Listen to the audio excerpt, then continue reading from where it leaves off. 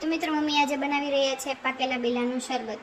પાકેલા બિલાનું શરબત મમ્મી કેવી રીતે બનાવે છે તે આપણે જોઈએ.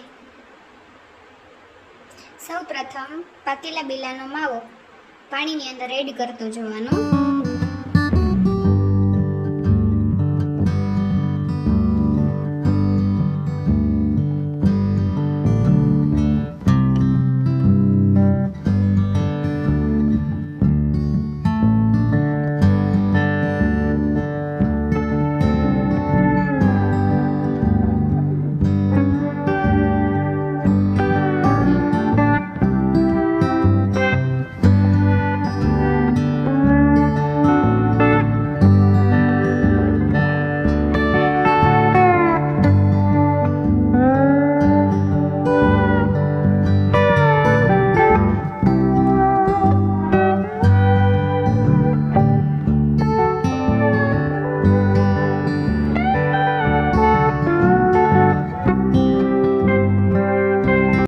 હવે આપણે તેમાં સ્વાદ પ્રમાણે સંચર કે મીઠાનો ઉપયોગ કરીશું.